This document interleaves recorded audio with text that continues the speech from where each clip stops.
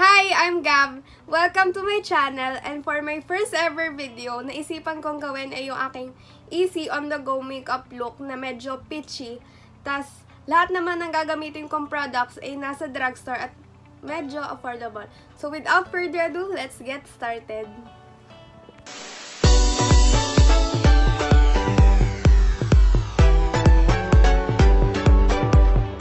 Andito na lahat ng gagamitin ko. Lahat naman sila ay affordable tsaka drugstore except lang sa lip tint, pero nagkalat naman to sa mga boutiques tsaka online shop. Una kong gagawin ay mag-a-apply ako ng mascara, pero ang gamit ko ay Nichido Eyebrow Gel. Clear yung ginagamit ko para pag kinusot ko yung mata ko, pag nasurot ng buhok o kaya ina-allergy, hindi siya magsasmudge sa ibaba. Tsaka, inuna ko siyang i-apply kasi hindi siya nag-curl. Hindi mo siya makaka-curl pag basa pa siya. So, ito yung inuuna. Yun lang siguro yung downside nito. Tsaka, hindi siya ganun ka-long lasting. Habang nagpapatuyo ako ng mascara or ng lashes, ang sunod ko namang i-apply ay itong Cheek and Lip from KGM in the shade Summer Kiss.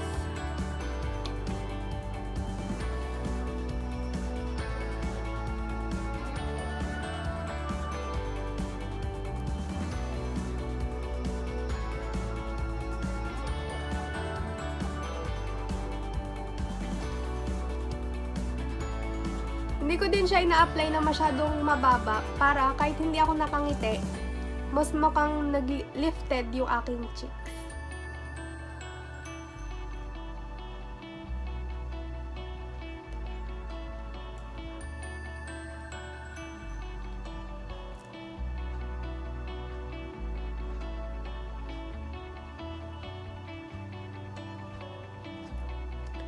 Sunod ko namang i-apply ay itong Bello Tinted Sunscreen. Meron dito sa sa department store. Tsaka maganda to dahil may sun protection. Tsaka meron siyang coverage, pero sheer lang. Gagamit na lang ako ng brush para i-blend siya.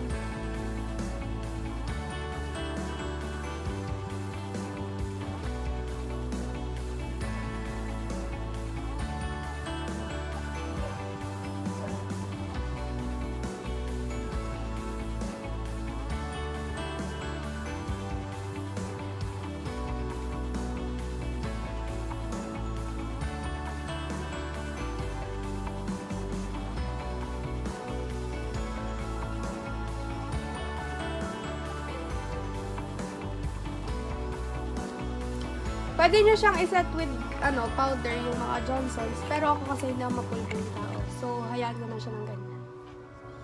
Ang sunod ko naman gagawin ay magkikilay using the Smooth Eyeliner plus Eyebrow Pencil in the shade Dark Brown ng Miniso. Tapos, i-a-apply ko lang siya sa tail ng aking eyebrows para mas mukhang natural. Hindi ko na dadagdagan ito. Dito na lang ako sa may bandang gitna pa dulo.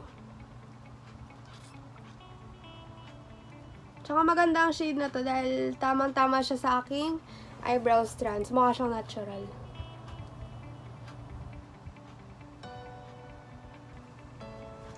Tapos, i-blend ko na lang siya ng spoolie.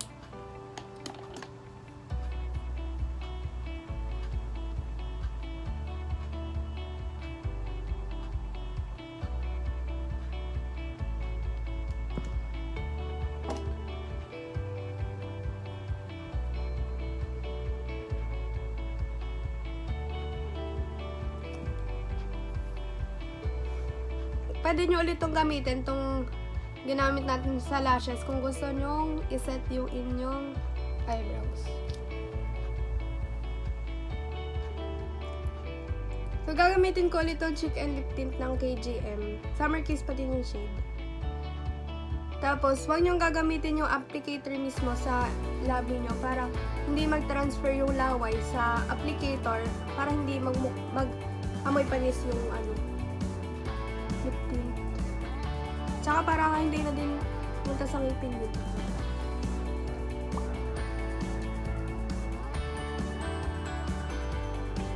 Tapos papatungan ko naman yung KGM nitong Peri Pera Ink Velvet in the shade Pure Peach number 12. Ang ganda ito sa labi ko lang. Tsaka hindi siya drying.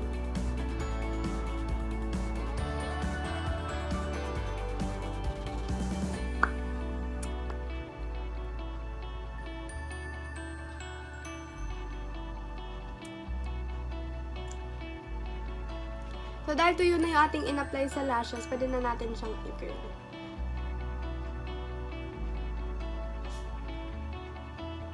Tapos, pagkatapos ko ng isang curl, i-curl ko ulit siya nung malapit naman sa dulo. Para pag yung lashes, pag naka-side view kayo, hindi siya mukhang L. Magmumukha siyang pag ganun, curl, gano'n. Para mas mukhang natural.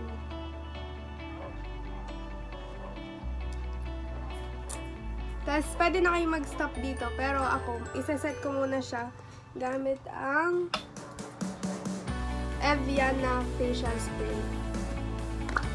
Ito yung gagamitin kong parang pinaka-setting spray. Tapos, hintayin ko lang siya magpapay.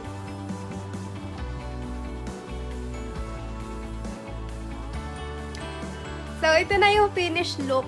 Lahat ng products na ginamit ko at saka price nila ilalagay ko sa description box. Pati na rin yung Shopee account na pinagbilhan ko ng Summer Kiss na shade tsaka Peri Pera. Yun lang. Thank you!